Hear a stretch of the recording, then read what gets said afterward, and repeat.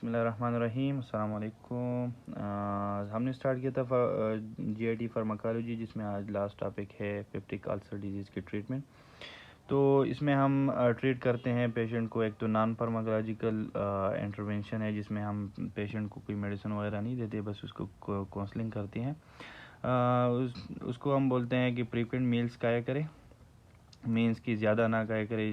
जब ज़्यादा खाए तो वो ज़्यादा देर तक स्टमक में रहेगा, ज़्यादा HCl प्रोड्यूस होगा, और HCl जब ज़्यादा टाइम तक होगा तो ज़्यादा चांसेस है कि म्यूकोसा को डैमेज करे। कैफीन भी इसी तरह ये डैमेज कर सकता है। स्मोकिंग को स्टॉप कर ले, अल्कोहल इंटेक स्टॉप कर ले, fried and fatty meals avoid कर ले, वॉक आफ्टर मील इंटेक ये किया करें। फिर फार्माकोलॉजिकल इंटरवेंशन में आते हैं तो 3 किस्म की हमारे पास फार्माकोलॉजिकल इंटरवेंशन। एक तो ये है कि हम जो एसिड है उसकी अगेंस्ट हम अल्कली दे दे, तो उसकी हम क्या कर देते हैं, न्यूट्रलाइज करके। तो उसमें क्या आता है, aluminium hydroxide, calcium carbonate, magnesium hydroxide, sodium bicarbonate आता है, जो न्यूट्रलाइज कर देता है एसिड को गैस्ट्रिक ल्यूमन में। साइड इफ़ेक्ट्स हमारे पास क्या है, मैग्नीशियम हाइड्रोक्साइड डायरिया काज करता है, और एल्यूमिनियम हाइड्रोक्साइड, कैल्शियम कार्बोनेट हमारे पास कॉन्स्टिपेशन काज कर देता है। तो इसको याद रखने के लिए हम किस तरह याद करते हैं कि मैग्नीशियम से M आता है, तो magnesium must go to washroom diarrhoea. तो magnesium must go to washroom, ये आपने याद रखना है। तो ये डायरिया काज करता है, बाकी जो रेस्ट है वो कॉन्स्टिपेशन काज करता है। तो जिन लोगों को कॉन्स्टिपेशन हो और यहाँ पे हमारे पास अल्सर भी हो जाए, तो उसमें हम मैग्नीशियम हाइड्रोक्साइड देते हैं, तो दोनों मसले हल हो जाएंगे। एक तो डायरिया हो जाएगा तो कॉन्स्टिपेशन हल, और दूसरा ये इसी तरह कॉन्स्टिपेशन के साथ भी यही है, अगर किसी में डायरिया है तो ये हम दे सकते हैं, और ऊपर से अल्सर भी हुआ हो तो ये वाले हम दे सकते हैं। फिर ड्रग फॉर पेप्टिक अल्सर, तो पेप्टिक अल्सर की ट्रीटमेंट के लिए हम सुक्रल फेट देते हैं, क्योंकि ये एक प्रोटेक्टिव लेयर जहाँ पे अल्सर हुआ प्रोटेक्टिव लेयर बना देता है, और हम सुक्रल फेट हमेशा एम्प्टी स्टमक ही दे देते हैं। फिर जो तीसरा है हमारे पास HCl प्रोडक्शन कम करवाया जाए, तो उसके लिए ड्रग्स यूज़ होते हैं। लेकिन इससे पहले हमने अंडरस्टैंड करना है जो नॉर्मल फिजियोलॉजी है स्टमक की, क्योंकि हमने पढ़ा है कि pharmacology is nothing just a game of receptor. तो रिसेप्टर को हमने इनहिबिट करना है, सबसे पहले हमने इसकी नॉर्मल पढ़नी है। तो स्टमक में हमारे पास 3 सेल्स है, parietal cell, mucus cell and G sales.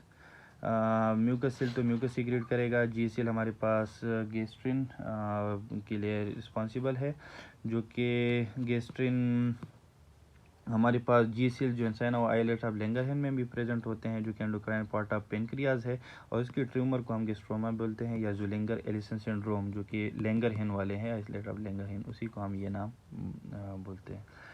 फिर हमारे पास जो पेराइटल सेल्स है, पेराइटल सेल्स में हमारे पास 3 रिसेप्टर होते हैं, ये आपने याद रखना है। जी रिसेप्टर होता है, फिर हमारे पास H2 रिसेप्टर होता है, और मस्करेनिक रिसेप्टर होता है, एक हाइड्रोजन पंप होता है।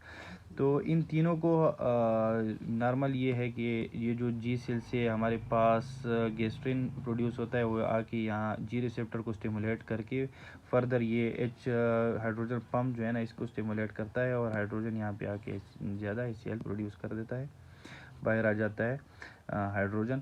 फिर जो H2 रिसेप्टर है, इसको स्टिमुलेट करेगा हिस्टामिन, और ये फर्दर फिर हाइड्रोजन पंप को स्टिमुलेट करके हाइड्रोजन बाहर पंप कर देता है। फिर एसिटाइल कोलिन हमारे पास मस्करेनिक रिसेप्टर को स्टिमुलेट कर देता है, जो कि फर्दर जाके हाइड्रोजन पंप को स्टिमुलेट कर देता है। इसकी हो गई नॉर्मल फिजियोलॉजी। अब हमने पढ़ना है हाइड्रोजन पंप ब्लॉकर, इसको हम ब्लॉक कर देते हैं, तो इसको हाइड्रोजन पंप ब्लॉकर बोल देते हैं। फिर हमने जी रिसेप्टर को हमने क्या करना है, इनहिबिट करना है, फिर H2 को रिसेप्टर को इनहिबिट करना है, फिर मस्करेनिक रिसेप्टर को इनहिबिट करना है, तो मसला हल हो गया हमारे पास। तो अब पढ़ते हैं drug to decrease HCl production. सबसे पहले आता है हाइड्रोजन पंप ब्लॉकर। तो हाइड्रोजन पंप ब्लॉकर में मार्केट में जो भी प्राजोल आखिर में आता है, वही सारे ड्रग्स हाइड्रोजन पंप ब्लॉकर है। इसमें ओमेप्राजोल, लेंजोप्राजोल, पेंटोप्राजोल एंड रिबोप्राजोल एंड डेक्स लेंजोप्राजोल हमारे पास आता है।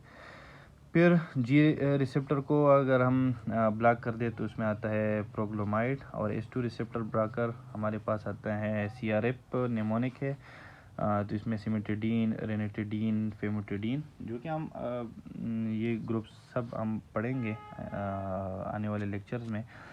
फिर हमारे पास आता है M antagonist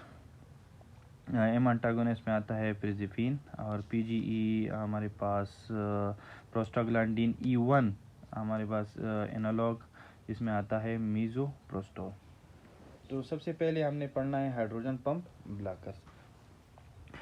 hydrogen pump blocker कहाँ पे हम दे सकते हैं? एसिड पेप्टिक डिजीज़ में हम दे सकते हैं, गर्ड में, अपर जी ब्लीड में, गैस्ट्रोनोमा में हम दे सकते हैं। इसके साइड इफ़ेक्ट्स क्या है? साइड इफ़ेक्ट्स इसके ये हैं कि जो साइटोक्रोम P450 एंजाइम सिस्टम है, ये एक एंजाइम सिस्टम है, ये हमारे पास क्या करता है, ये हमारे पास वारफ्रिन को मेटाबोलाइज कर देता है।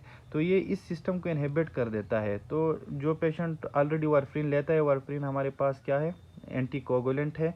तो अगर वारफ्रिन लेता है, उसकी ये भी हमने दे दिया, तो ये सिस्टम इनहिबिट हो गया, वारफ्रिन की मेटाबोलाइजेशन नहीं हो जाएगी, वारफ्रिन की लेवल बढ़ जाएगी बॉडी में, और ये क्या काज करेगी, ब्लीडिंग फ्रॉम मल्टीपल साइड्स। तो ये कॉन्ट्रा इंडिकेटेड है वारफ्रिन। वारफ्रिन जो पेशेंट लेते हैं उनमें ये कॉन्ट्रा इंडिकेटेड है, ये हम नहीं देते।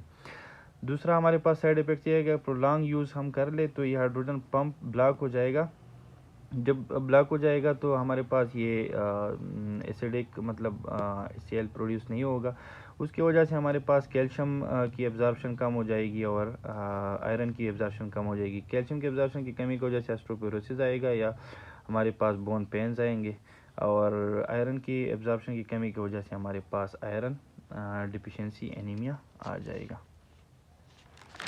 फिर हमारे पास H2 रिसेप्टर ब्लॉकर्स है। तो H2 रिसेप्टर ब्लॉकर्स की इंडिकेशन ये है कि APD में हम देते हैं, गर्ड में हम देते हैं। साइड इफ़ेक्ट्स में सेम जो पिछला हमने पढ़ा कि P450 एंजाइम सिस्टम को इनहिबिट कर देता है, जो कि वारफ्रिन अगर जो पेशेंट लेता है तो वारफ्रिन की मकदार बढ़ जाएगी, और ये एंटीकोगुलेंट है तो ब्लीडिंग फ्रॉम मल्टीपल साइड्स आएगी। इसमें हमारे पास जो ड्रग हमने पढ़ा सिमेटिडीन, ये सिमेटिडीन क्या करेगा, इनहिबिशन ऑफ P450 से एंजाइम सिस्टम इनहिबिट करेगा। सिमेटिडीन एंटी एंड्रोजेनिक भी है, मतलब ये है कि मेल्स में टेस्टोस्टेरोन क्या करता है, एस्ट्रोजन को इनहिबिट करता है, इसकी एक्टिविटी को कम कर देता है, तो ब्रेस्ट एनलार्जमेंट नहीं होती मेल में। अगर ये प्रोलॉन्ग यूज़ करे तो ये क्या करेगा, टेस्टोस्टेरोन को इनहिबिट करेगा और एस्ट्रोजन की एक्टिविटी बढ़ जाएगी, तो मेल में हमारे पास ब्रेस्ट की एनलार्जमेंट हो जाएगी, जिसको हम बोलते हैं गायनिकोमेस्टिया। फिर लास्ट वाला जो हमारे पास है प्रोस्टाग्लैंडिन E1 एनालॉग, इसमें आता है मीज़ोप्रोस्टोल, और इसके इंडिकेशन है कि हम एनसेड के साथ मिल के देते हैं, क्योंकि एनसेड हमने पढ़ा है कि एनसेड क्या कर देता है, हमारे पास एनसेड इंड्यूस गैस्ट्राइटिस काज कर देता है। तो हम ये एनसेड असल में क्या करता है, ये जो साइक्लोऑक्सीजनेज है, ये वही एंजाइम को हमारे पास ब्लॉक कर देता है, इनहिबिट कर देता है, तो उसकी वजह से प्रोस्टाग्लैंडिन नहीं बनती, प्रोस्टाग्लैंडिन E1 नहीं बनते। प्रोस्टाग्लैंडिन E1 हमने पढ़ा है कि हमारे पास क्या है, ये हमारे पास HCl प्रोडक्शन डिक्रीज़ कर देता है, और दूसरा ये है कि ये हमारे पास म्यूकस जो सिक्रीशन है, म्यूकस लेयर है, वो इंक्रीज़ कर देता है। तो एनसेड की वजह से प्रोस्टाग्लैंडिन नहीं बनेगी तो HCl इंक्रीज़ हो जाएगी और म्यूकस डिक्रीज़ हो जाएगी, तो इसकी वजह से पेप्टिक अल्सर की चांसेस है। तो ये हम इसके साथ कम्बिनेशन में देंगे, तो ये बाहर से प्रोस्टाग्लैंडिन E1 देंगे, तो इसकी वजह से HCl की डिक्रीज़ भी हो जाएगी और म्यूकस लेयर भी ज़्यादा हो जाएगी। फिर हमारे पास maintenance patency of ductus arteriosus के लिए भी ये हम यूज़ कर देते हैं। साइड इफ़ेक्ट्स में हमारे पास ये आता है कि यूटेराइन मसल कॉन्ट्रैक्शन इंक्रीज़ कर देता है, तो इस वजह से ये हम प्रेग्नेंट वुमेन में नहीं दे सकते, क्योंकि इसकी कॉन्ट्रा इंडिकेशन है। अगर प्रेग्नेंट वुमेन में हमने दे दिया तो ये यूटेराइन मसल कॉन्ट्रैक्शन ज़्यादा कर देगा और इसकी वजह से एबॉर्शन काज हो जाएगा। तो that is it. Thank you very much. अल्लाह हाफिज़।